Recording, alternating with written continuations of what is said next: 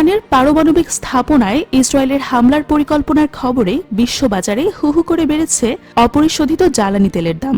রবিবার ব্রেন্ট ক্রুডের দাম ব্যারেল প্রতি 1.06 বেড়ে দাঁড়িয়েছে $66.07। একই রকমভাবে WTI ক্রুডও ব্যারেল প্রতি $66.07 বিক্রি হচ্ছে। বিশ্ববাজারে জ্বালানি তেলের দাম বাড়ার বিষয়টি ভারতের জন্য বেশ উদ্বেগের, কারণ নিজ দেশের জ্বালানি তেলের চাহিদার বেশিরভাগই আমদানি করে মেটায় ভারত। এর একটি বড় অংশ আসে মধ্যপ্রাচ্য থেকে। যদি ইরানের পারমাণবিক স্থাপনাগুলোতে সত্যি ইসরায়েল হামলা চালায়, তাহলে দীর্ঘস্থায়ী সংঘাতে মাততে পারে তেহরান ও তেল আবিব। বিষয়টি পশ্চিম এশিয়া ও মধ্যপ্রাচ্যের সংকট তৈরি করবে এবং অনিবার্যভাবেই অপরিশোধিত তেলের দামকে বাড়িয়ে দেবে। বিষয়টি বিশ্বের অন্যতম বৃহত্তম অপরিশোধিত তেল আমদানিকারক ভারতের জন্য একটি বড় ক্ষতি হতে পারে, কারণ চাহিদার 80%-এরও বেশি তেলের চাহিদা আমদানির মাধ্যমে পূরণ করে ভারত। সরকারি তথ্য বলছে 2024 সালের জুনের আগে $133.4 বিলিয়ন খরচে অপরিশোধিত তেল আমদানি করেছিল ভারত, কিন্তু গত বছরের জুন থেকে এখন পর্যন্ত একই পরিমাণ অপরিশোধিত তেল আমদানিতে ভারতের মোট খরচ হয়েছে $137 বিলিয়ন। অর্থাৎ এই বছরে বিশ্ববাজারের অস্থিরতার কারণে একই পরিমাণ তেল কিনতে $4 বিলিয়ন বেশি খরচ করতে হয়েছে ভারতকে। সত্যি ইরান ইসরায়েল যুদ্ধ বাঁধলে অপরিশোধিত তেলের দাম বাড়বে, আর তেমনটি হলে মারাত্মকভাবে ক্ষতিগ্রস্ত হতে পারে ভারতের অর্থনীতি।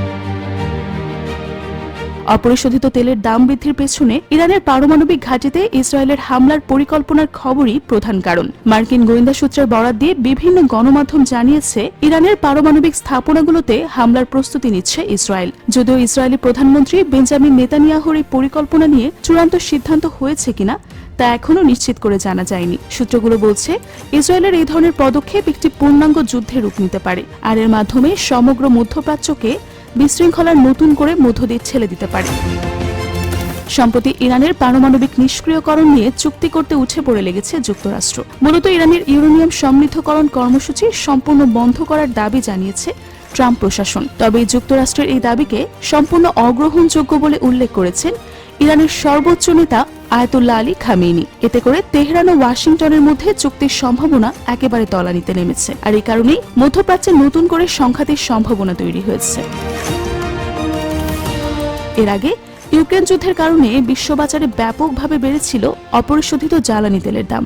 রাশিয়া বিশ্বের অন্যতম প্রধান তেল রপ্তানিকারক হওয়ায় সরবরাহ বিঘ্নিত হয়।